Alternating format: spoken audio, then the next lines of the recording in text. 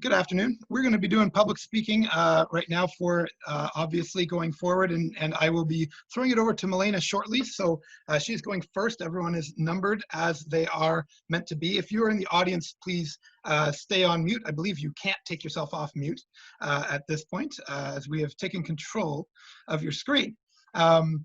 The contest is there is a first, second, and third awarded to the three students and perhaps some ties that the judges deem have done the most proficient job of both having a speech which is well organized and structured, one that is full of interesting content, and as well that the speech has been delivered with a form of physical confidence and panache and gesticulation, as well as proper elocution and the right sound to your voice.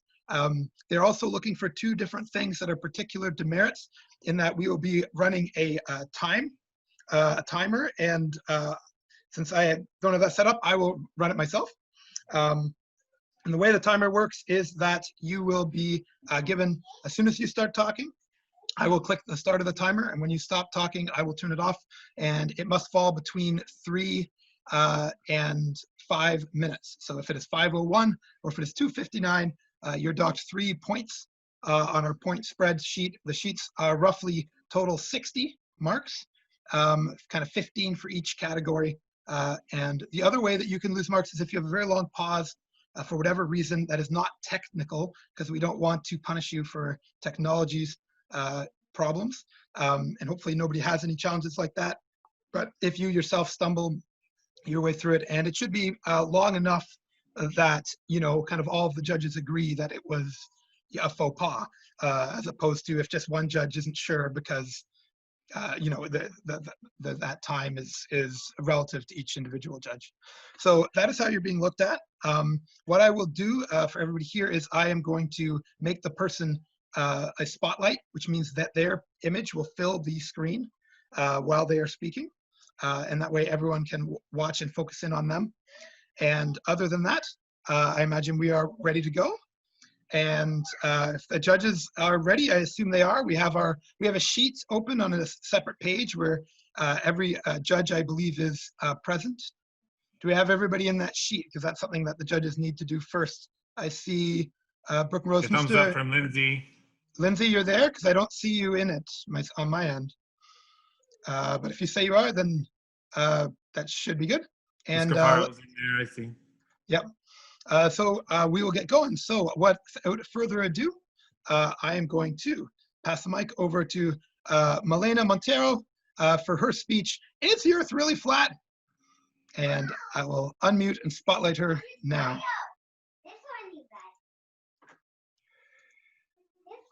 All right, when you're ready, Milena. Could thousands of years of believing that the Earth is round suddenly be proved wrong? According to a survey taken in 2016, 6% of America's population believes that the Earth is flat. Pythagoras was an early Greek philosopher, among the first group of people to discover that the Earth was round in the year 530 BC. Almost 3,000 years later, people still do not believe the theory. Flat Earth theories have become a lot more common now. 2 years ago, a flat Earth believer launched himself into space in a homemade rocket to try and prove that the Earth was flat. Once he got there, he realized that the Earth was round. There are many conspiracy theories and assumptions about the Earth being flat, and it is understandable why people would think of the Earth as flat, because of the ground being flat, and it's impossible to see the Earth's curvature by just standing on the ground. There are also many different groups and organizations that believe that the Earth is flat. There's even an organization called the Flat Earth Society who think it's ridiculous to believe that the Earth could be round. There are many ways to prove that the Earth is round. Travel across different time zones. The Earth is divided into different time zones. When part of the surface of the Earth gets light from the sun, it creates light and makes it brighter, which creates a daytime. While a different part of the surface of the Earth is not getting any light and is being blocked from the sun's light, creating a nighttime. If the Earth was flat, it would either be daytime or nighttime for everybody at the same time. Secondly, watch a ship come into a port. When watching a ship come into a port, it gradually emerges from the water instead of appears on the horizon line like it would if the Earth was flat. If the Earth was flat and the horizon line was the edge, then the ship would just be transferring from one face of the Earth to another face of the Earth, making it look like it just appeared on the horizon line instead of gradually emerging like it does because the Earth is round. Third, when on an airplane on a clear day with a clear sky with barely any clouds at a minimum of 35,000 feet, it is possible to see the Earth's curvature.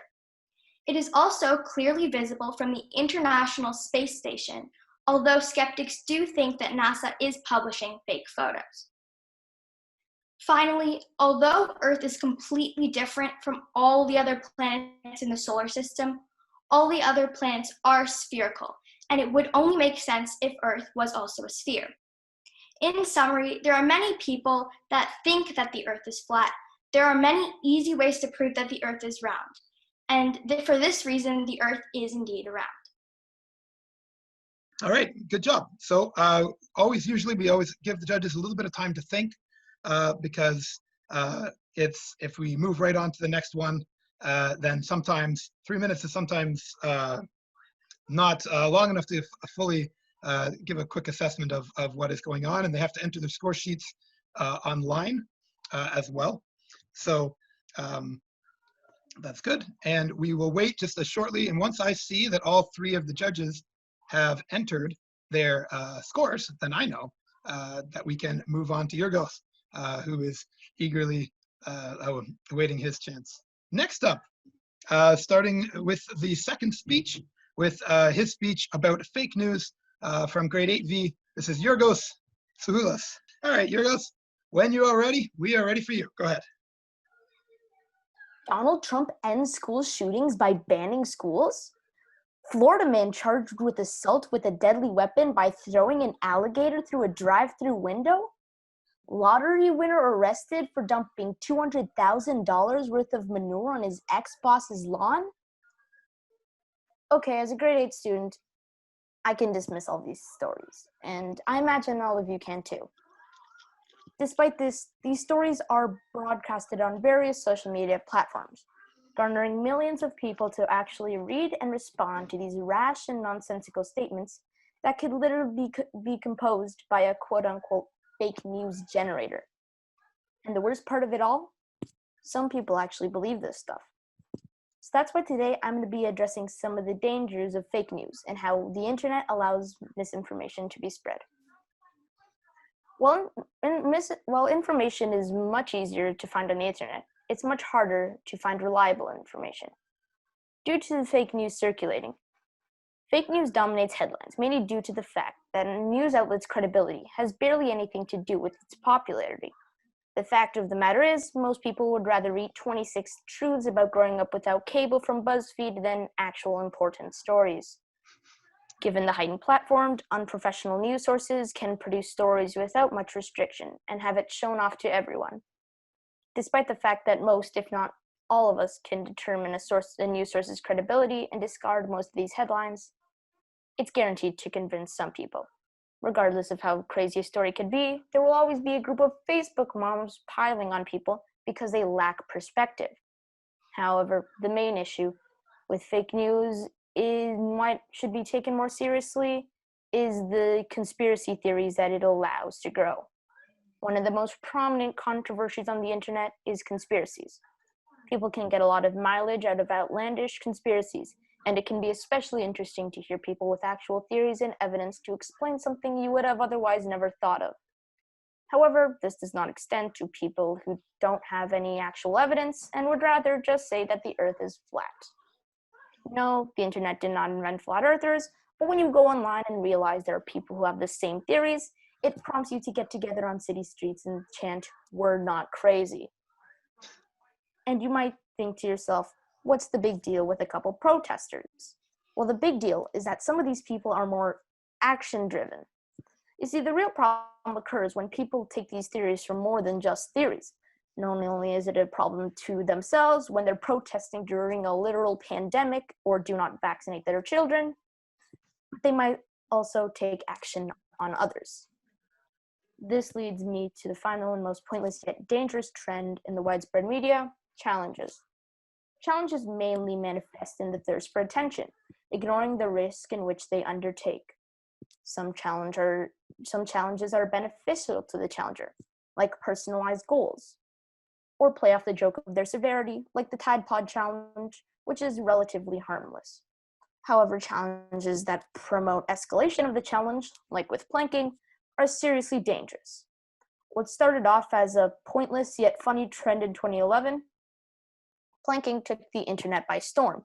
Athletes, news hosts, and every form of media were planking until people started getting creative. People started planking on roads, balconies, rooftops, leading to serious injuries such as a ruptured kidney, ruptured spleen, a coma, and in 2012, on Australia, a 17-year-old died after planking off the rooftop of a 7-story building. As useful as the internet could be, access without a restriction will continue to be taxing. The world is changing around the internet, and as more platforms for people to depend on it rise, we must understand its power we possess and the consequences of its free use. But at the end of the day, the internet is just a tool. It's not just having it, it's also using it. Thank you for your time, and at least we don't have net neutrality. All right, looks like the scores are in for Yorgos, and so I am going to be moving over to speaker number 3. Oops. I'm going to be moving over to speaker number 3. This will be Thomas Lawson with his speech for the love of movies. Go right ahead. The floor is yours. Sure thing. Okay. You don't know this about me, but I have stolen diamonds from the California bank. I've tried to take repossession of a car with a dead alien in the trunk. I've had my identity mistaken and had my rug peed on. And I have had to run away from a man with another face on his face wielding a chainsaw. You didn't know this about me? Well, I guess you should have watched Thief, or Repo Man, The Big Lebowski, and Texas Chainsaw Massacre. If you had, I guess you would have had those experiences too. This is the beauty of movies. They are so much more than just moving pictures. Movies are meant to entertain, to transport us from beyond this harsh reality we live in.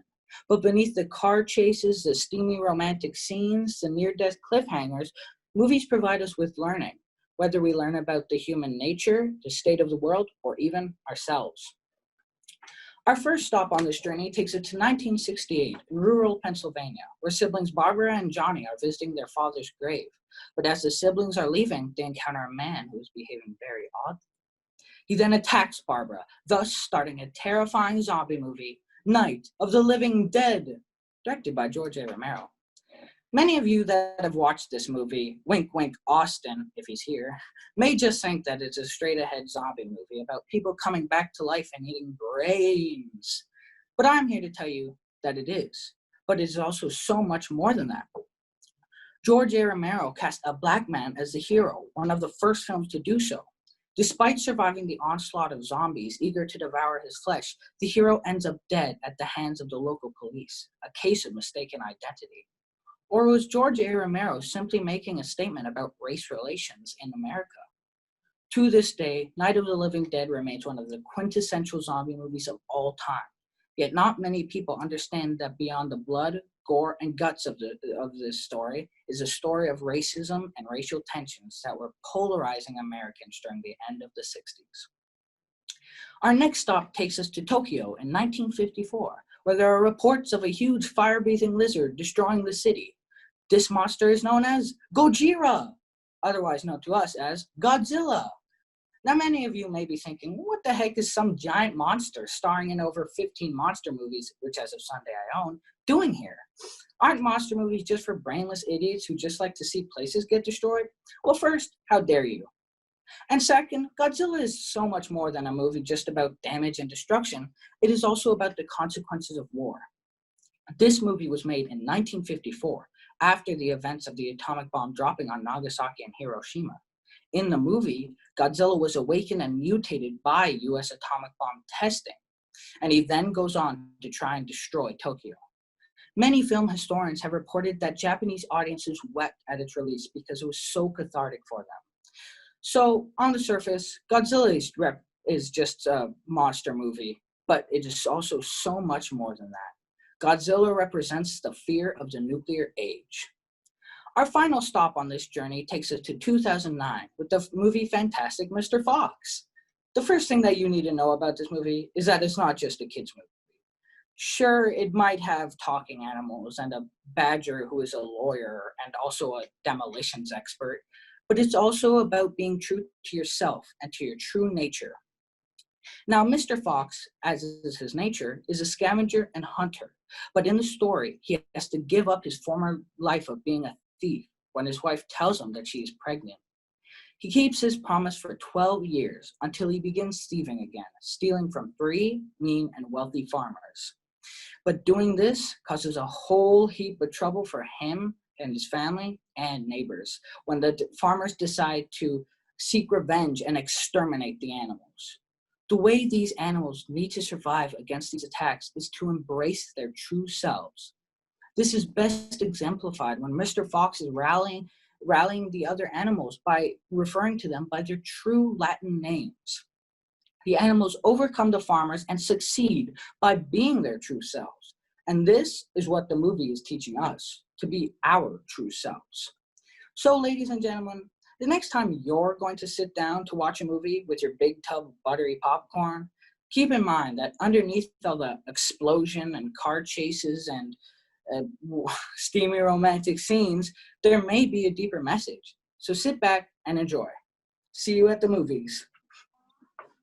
All right, ladies and gentlemen, Gala, we are ready for you. Whenever you are ready, you can go right ahead. What does it mean to be true to yourself? During the past couple of months, I've been seeing lots of people talk about being true to yourself on many different social media platforms. This got me wondering what it means to be your true self and whether it is possible. For most of my life, I've been watching superhero movies. One thing that has struck me is that every single hero wears a mask. These heroes are masking their true selves. It is almost as if they have two versions of themselves, one being a normal person and the other being a hero. In each of these cases, they are very much themselves. This leads me to think that we have more than one versions of ourselves, and that we should love and embrace every single one. My physical self, my mental self, my changing self, and my social self. My physical self is met with incredibly high standards that society has put in front of me, especially when looking at the stereotype for being a girl. Because of all of the expectations, we feel as if we are under pressure to look a certain way. When looking in a mirror, you compare yourself to society's standards. Then thoughts such as, my hips are too wide, my stomach's too big. Why do I not look like the girls in the magazines come to mind? Lady Gaga said, you define beauty yourself. Society does not define your beauty. My physical self is constantly struggling to overcome negative thoughts that my brain is sending, such as, I'm not good enough, I'm not smart enough, or I will fail. This often results in shying away from speaking up. In most groups, there's usually a popular opinion, and anybody who feels differently is afraid to speak up. William Shakespeare once said, our doubts are traitors that make us lose the good we often might win by fearing to attempt. My changing self is what helps me grow and find myself. From not having a separate opinion from my parents to thinking for myself and having my own view on certain issues.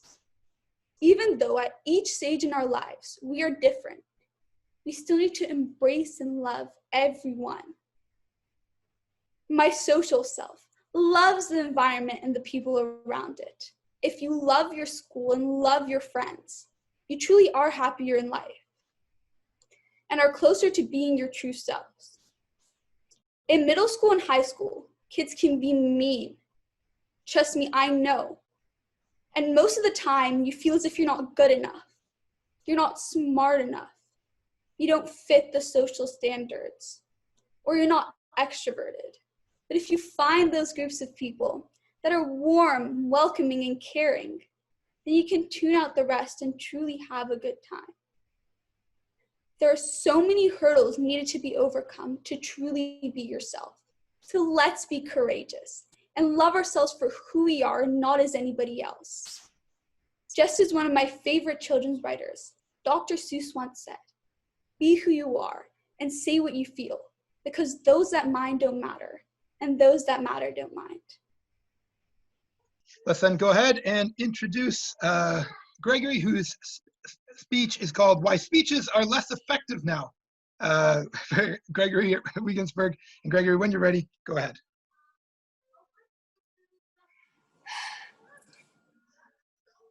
Despite the absurd circumstances, the speech competition is still being held. This got me thinking about speech topics and how to make a persuasive argument. However, as I tried to think of speeches that had a profound impact on people and policy, I found that they were quickly forgotten. Why is this? Speeches that in the past have caused entire governments to make changes, yet nowadays, great modern speeches are easily forgotten. This got me thinking, how much impact do speeches actually have in the modern day? To find this, I looked at two speeches, one from the past and one that was very recent, and the effects they had. One of the most famous speeches from the past was "I Have a Dream" by Martin Luther King Jr. His speech is revered as one of the greatest speeches of all time. This speech was a key part of the American Civil Rights Movement and is still remembered today, almost 60 years later. His speech had a very strong effect on the passage of the Civil Rights Act of 1964 in America. But how was the speech able to push lawmakers to pass this act? Well, for one, he was a very eloquent speaker, and his ability as an orator was able to touch the hearts of many people, including non-African Americans. However, another reason is attributed to the fact that it was part of a movement that had already been established. This speech was a push forward for the already frustrated African American people in the middle of the Civil Rights Movement. The reason the speech had such a large impact was that it was part of a cause that was already strong. Nowadays, however, speeches are quickly forgotten after they are made. One fortunate example of this is Greta Thunberg's speech to the United Nations Climate Action Summit.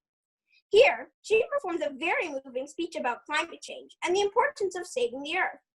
Many world leaders voiced their support for her at the time. And at the time, she even spawned some protests by other students. Fast forward to today, however, and she has been largely forgotten. I doubt many of you have heard anyone bring her up, and many of you might have even forgotten about her entirely. Many politicians who had voiced their support for her have not done anything to address climate change either. Even without the global COVID-19 pandemic, people would not even bat an eye to the issue. Though she made a big splash, in the long run, at least in Canada, no policy has came from her speech. But why is this? Why do people pay less attention to speeches today? Well, there are multiple reasons. Firstly, news topics are covered for very short periods of time. Breaking news is quickly overshadowed, not allowing much time for speeches to be remembered. This is especially true for news television. If news topics were covered longer, people would spend more time thinking about speeches that are on the news and would remember them better. Secondly, people are too distracted by their personal problems to care about larger issues. They are too worried about the short term to care about the long term. Self-interest is not necessarily a bad thing, however, but it can be a barrier to change, especially when the change is requested through a speech and not a more interesting medium. Finally, people just don't care to listen to speeches anymore. In the 1960s, radio was still very popular. This meant that people were used to seeing nothing while listening to something. However, nowadays, even music videos have videos to accompany them. People just can't be bothered to listen to someone speak. But if speeches are ineffective now, what mediums can we use to inform people? Personally, I believe advertisements work the best. Many advertisements for charities depict sad scenes that make you want to donate to their causes. UNICEF and SickKids are especially good at this. However, although speeches are not at greatest at causing change, that doesn't mean there's no place for them to exist. They can be very informative and they can help people tell stories. This is why I implore you to listen to speeches, whether they be from a young teenager arguing for the end of climate change or an old MP arguing in the House of Commons. Thank you for your time. So Quincy's speech is called COVID's Effect on Climate Change. And Quincy, when you're ready, you go right ahead. Hi, I'm here to tell you about the positive impact on our planet from this devastating pandemic of COVID-19. Everyone thinks that COVID-19 is very bad, but good has actually come from it. I'm going to start by telling you why. A bit about the state of our planet with respect to climate change, and 2, how it links to COVID-19. Climate change is a problem that's been going on for a long time. Yet, until COVID, the human race has not been able to effectively change our behavior globally to make a significant impact. I know you all know about climate change, but I'm going to share a few facts so the linkage with COVID is clear. Climate change is the warming of the Earth because of emissions of greenhouse gases. Greenhouse gases include CO2, methane, nitrous oxide, and so many more. But I'm just going to be talking about CO2 because it's the most common. Greenhouse gases come from the burning of fossil fuels. This started during industrialization, which was in the 1800s, which is when people started to manufacture using fuels. Today, CO2 comes from manufacturing, then traveling in cars and planes. The concentration of CO2 is higher than it's ever been in hundreds of thousands of years. Big countries with lots of people burning fuels contribute disproportionately to the global CO2 levels. China and the USA are the biggest producers of CO2. CO2 is like a blanket around our atmosphere, warming it up. Since the 1890s, the average temperature has gone up 1.1 degrees Celsius. Now, this might not seem like a lot, but let me tell you how big the impact is and how it's been affecting animals, plants, and humans.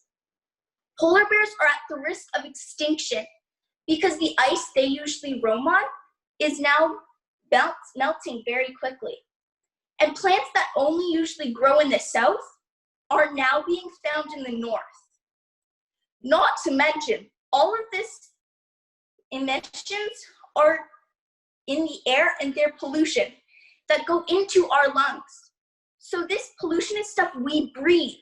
So people that live in places with high CO2 emissions look like they have smoker lungs. And as a cause, people are dying from this. Countries have fought over pollution reduction targets, yet not every country agrees for the need. And unfortunately, without the entire planet committed, the impact is very low.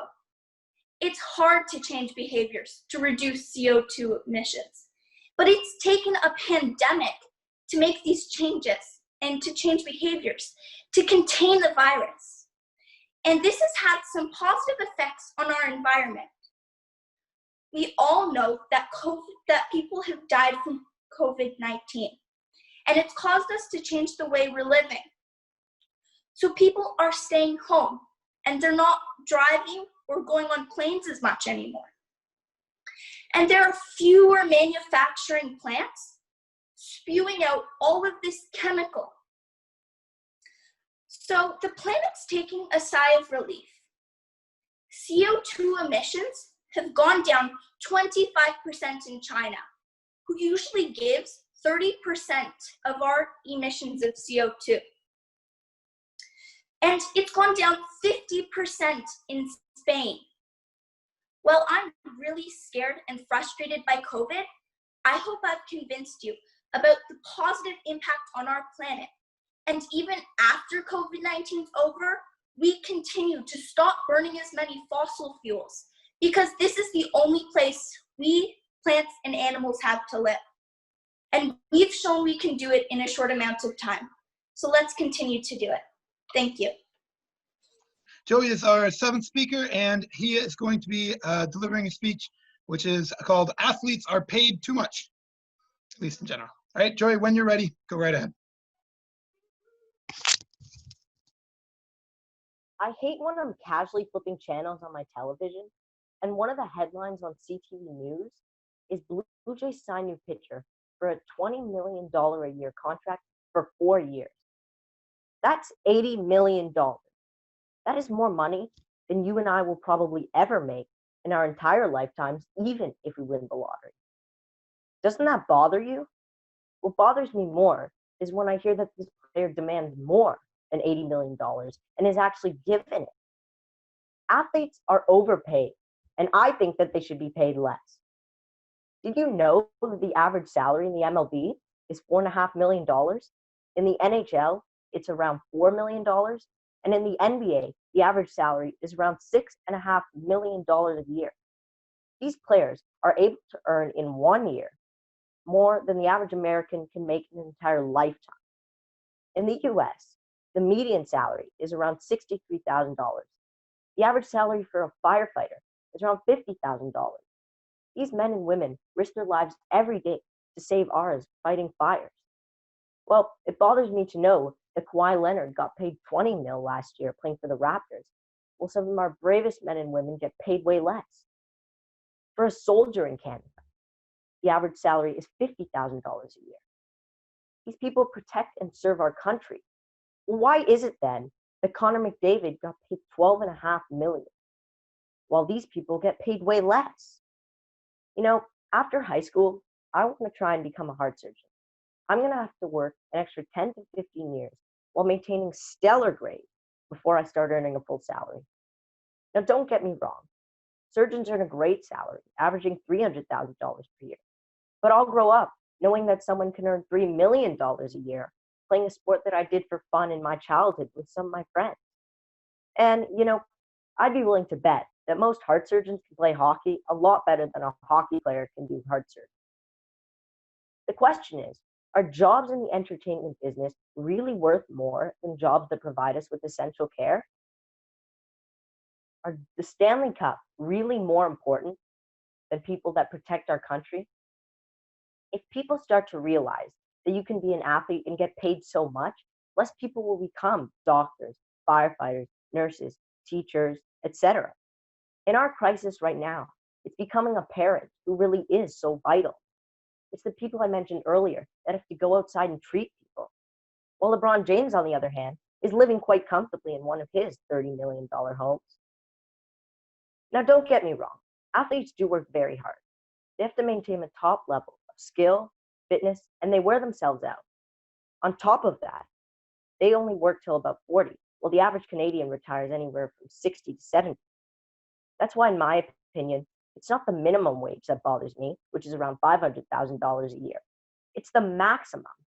Millions of dollars go to the players when more money can go to the people who drive the coach buses, maintain the stadium, and work day and night cleaning the floors to feed their kids. The fact is, there is so much inequality in the sports business and even the world. And as people start to realize this, maybe they'll stop going to Raptors or Leafs. This will lower their salaries. So maybe before you start buying tickets to a sports game, just think about how hard you'll have to work to get to where you want to be, how much you'll make, and how much these players are making for doing something that we do for fun in our childhood. Is it really worth it? Thanks for listening. So Brooke is going to be speaking about overfishing is their category. And Brooke, whenever you are ready, you can go right ahead. Good afternoon, fellow students, parents, and teachers. I want you to imagine yourself on vacation, about to go snorkeling in the beautiful blue ocean. Put your goggles on, and you start swimming. Now, you expected to see fish left and right, but all you see is sand and some rocks. Nothing too exciting. So you decide to go on a snorkeling boat, deeper into the ocean. You jump off that snorkeling boat, and you definitely see more fish than you did before, but it's still not as exciting as shown in one of those pamphlets. One of the biggest reasons why you don't see much fish is because of overfishing. Overfishing is catching too many fish at once. This can become dangerous to marine ecosystems because if the rate of catching fish is a lot faster than the rate of fish breeding and replenishing, then the amount of fish in the ocean can decrease significantly. If the amount of fish in the ocean decreases too much, it can endanger our ecosystems, since lots of people rely on fish as a main source of nutrition. It has been decades of overfishing, so the amount of fish in the ocean has reduced tremendously. This is causing the fishing industry to collapse and is a major downfall to the world's economy since lots of people rely on fishing as a job. One of the main causes of overfishing is not enough regulation and management by the government and uncontrolled fishing fleets. A fishing fleet is about 5 boats, all going out to fish, with humongous nets waiting till fish are trapped. This is one fishing fleet with 5 boats.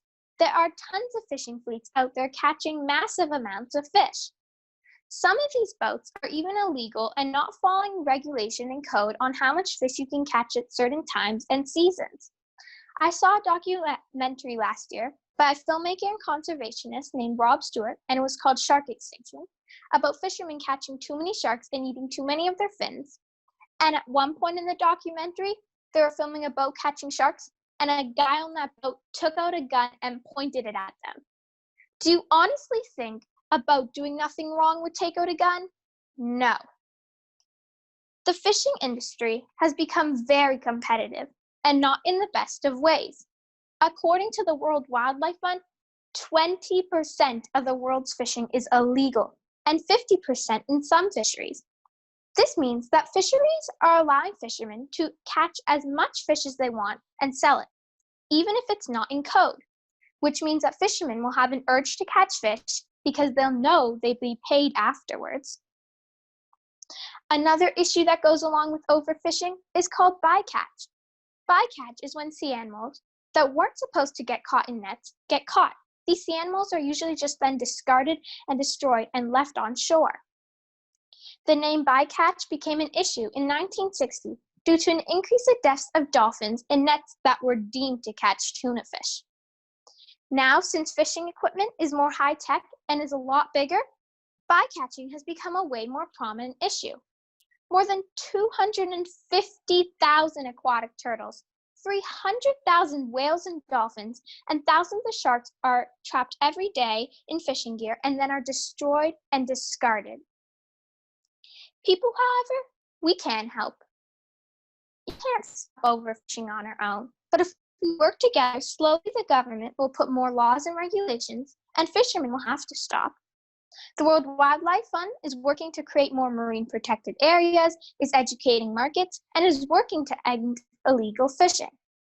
Now, we can't do that, but you can educate the people around you. Let them know the consequences of overfishing, and then you can donate and contribute to funds. The bottom line is, overfishing is dangerous to our lives and is especially dangerous to marine lives. So the only way it will ever stop is if we continue working together and educating ourselves and the others around us. Thank you. Maddie is going to be speaking to us about Frida Kahlo. And Maddie, when you are ready, go right ahead. Okay. My speech is about Frida Kahlo. Frida Kahlo is a famous female artist born in near Mexico City on July 6, 1907. She lived most of her life in a tiny blue house called La Casa Azul. At the age of 6, she contracted polio, which caused her to be bedridden for 9 months. She was rebellious and bold and an outspoken child, and her father encouraged her to play sports, wrestle, and swim, all of which girls at the time did not do. At school, she enrolled in the National Preparatory School, and she was one of the few female students to attend the school. At school, she was known for her colorful traditional clothing and jewelry. While at school, she hung out with a group of politically and intellectually like-minded students, and she joined the Young Communist League and the Mexican Communist Party. In 1922, she saw Diego Rivera painting a mural at her school. He was 20 years older than her, but she told her friend, "One day, I'm going to marry him." On September 17, 1925, Frida and her friend were on a bus that collided with a streetcar. She was impaled with a handrail that went through her hip and came out the other side. She suffered several fractures to her spine and pelvis and was in a full body cast for 3 months. Her parents bought her paints and made her a special easel so she could paint in bed. In 1928, the man she had seen at her school, Diego Rivera, saw some of her paintings and was impressed, and encouraged her to continue painting. A year later, they were married. She flew to America with her husband, who was commissioned to do murals and exhibitions throughout the USA. She was often seen in New York dressed in her signature bright gold, beautiful clothing that celebrated her culture. During this period, she had an on-again, off-again relationship with her husband, who she later divorced in 1938 and remarried in 1940. In 1939, she moved to Paris, where she met painters like Miro and Picasso, who loved her artwork. The Louvre Gallery in Paris loved her artwork and bought one of her paintings, making her the first Mexican artist of the 20th century to have their paintings in the Louvre. In 1950, she caught gangrene in her foot, which is dead tissue caused by an infection, and was bedridden again for 9 months. Sadly, she had to get part of her leg amputated. Even through all of this, she continued being creative in painting. In 1953, she had her first solo exhibition in Mexico. Even though she was bedridden, she did not miss her show and had her bed taken to the show and was taken by ambulance to the exhibition, where she talked and celebrated with the guests from her 4-post bed. On July 13, 1954, Sadly Kahlo passed away just before her 47th birthday. Kahlo was admired as a female icon for female creativity. She used her art to express all the physical challenges and pain she experienced throughout her lifetime. She used heavy symbolism in her paintings. Her paintings were about sexual identity, social issues, and political activism. She painted mainly self-portraits. Out of 143 paintings, 55 of her paintings are self-portraits. During her lifetime, there were not a lot of female artists, and she is most famous for unibrow, masculine jawline, and flowers in her hair self-portraits. Thank you for taking the time today to listen to my speech. Have a great day. Our final speaker is Camila De Souza with her speech on equality. Go ahead, Camila. Equality. Equality is a word we hear very often. Do you know the meaning of equality, or is it just another comedy that ends catastrophically? When you look up the word equality on the internet, you get a bunch of definitions of perspectives of what people believe equality is under their conditions. Equality is about making sure that everyone has an equal opportunity to make the most of their lives and their talents. Equality is the belief that no one should have any less of a chance to get what they strive for because of the way they were born, where they come from, or what they believe in, or whether they're different in any way, shape, or form. The world has changed a lot. Sure, this is true. The world has evolved, but the reality is that we still have quite a lot to do. We need to inform people about the injustices that have and are still happening in our world today. We have tons of different cultures, different ethnicities, different beliefs. We should embrace them all. We should celebrate our differences, not put each other down for something we can't control. We shouldn't purposely bring down, offend, or hate towards anybody in general. And trust me on this one, it's not just the millennials. Everybody has differences. No one's the same. And just because they're different, they shouldn't be treated with shame. Police arrest African Americans at 5 times the rate they do Caucasian. Women still earn less than men for doing the exact same jobs. Transgenders are banned from the military in America. Women are 30% less likely to be considered for a hiring process than men. Hate crimes against the LGBTQIA+ have increased by almost 17%. People of color are 3 times more likely to be killed by police than Caucasians. Police are twice as likely to use force against people of color. The fact that there are hate crimes at all is truly tragic. Now listen up, I'm not being dramatic, nor am I being sarcastic. We need to see past all of our differences, but Tengo Sangre Azteca should be said with pride, not with ignorance. We all bleed the same color, so why can't y'all just discover that there's nothing else left to uncover? People only see the good, like our music and our food. The truth is, they don't see our part of the hood. And trust me, it's a lot less comfortable. This is true. Now imagine this. You're an African-American transgender woman who is part of the LGBTQIA+ community living in our society today. The hate and backlash that you'll receive is astronomical because people are educated on these topics is truly phenomenal. I believe that with all the different people in our world, we need to spread positivity and that we need to educate people on topics of racism, homophobia, and prejudice so that we can stop this insensitivity. If you're a minority in our world today, you can and most likely will be oppressed. We have been doing a better job at spreading the word on social media platforms, but the truth is, it's still not our best. Hands up, don't shoot. I'm not a terrorist. Can't you see? Why does the color of my skin define me? Most of this is all happening under wraps. We need to unravel the truth instead of keep setting up traps.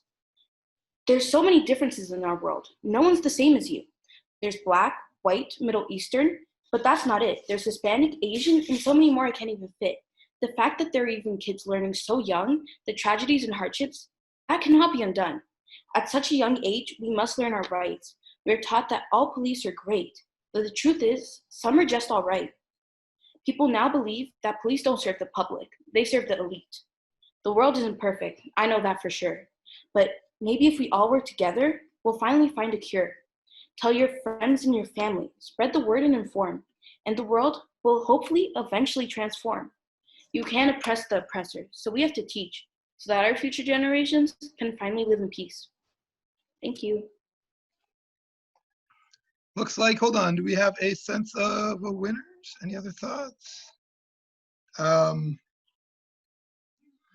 right, it looks like we do. And I'm gonna reintroduce, I'm gonna bring back Jeff here, Mr. Babington, so that he can give us the shout down on who is winning, and might as well spotlight you there, Jeff. Mr. Minty has unmuted me. Yeah. Wonderful. So, Mr. Minty, as now that the judges have conferred and we have our decisions, are you able to, because you can kind of see there, rather than everyone sort of see me, I can just be a voice, and then as I announce the names 3, 2, 1, you think you can kind of focus on each of those? Yeah, for sure. Okay. So I know one of our judges, Mr. McMurray, has to go. So thank you, Lindsay, for being a judge. Thank you also to... Yes, thank you very much, Lindsay. Thank you very much. Thank you, judges. Always helping out. Could we also have a huge round of virtual applause for all 10 of our participants today? Well done. Good job. Good job with the audience there, Mr. Minty. Mm-hmm. As I am every year, I am so remarkably impressed by not only our students' topics that they choose, but also the persuasive arguments that they present to the audience. I'm sure it was very different to be in your living rooms or bedrooms this year as opposed to being in the gym. It's harder even for myself, someone who speaks all the time, to not have the energy in front of in an audience that you normally would. But all of your speeches were really well thought out, well crafted. You obviously rehearsed them, and so very proud of all your efforts. So as judges, we did confer, and we have a consensus. So Mr. Minty, again, if you can kind of get ready as I go. I'm ready. In third place for his speech on the power and influence in hidden meetings in movies, it's Thomas. Well done, Thomas. I see Thomas in his pajama bottoms. And there he goes. He's running outside, breaking all the rules of society right now. Where he is gone, no one knows. And then between these next two individuals, it was really close, but we were able to have a tiny little bit of separation. So in second place for her speech on, we almost there, equality, it is Camilla. Well done, Camilla. Very serious topic and well articulated, Camilla. Good job, City. And in first place, with her speech on being her true self, congratulations, our champion, Gala. Well done, Gala. Good job, Gala. You win. That's all I have to say. Look, so she's been like rummaging through her room in the meantime too. Looking for a spot. Cleaning. She's looking for a spot to put her award for having won. She's just like, I gotta find somewhere to put this. So congratulations to all of our participants today, all 10. You're all very deserving. And special congratulations to our top 3 placings. Thank you, audience, for joining us today. Yeah. So much, Mr. Minty, for hosting. Well done, Mr. Minty. And I'll leave you on that note. We'll see you all in the virtual classrooms. Have a good afternoon, everybody. Thank you so much. Thank you, everybody. Bye-bye.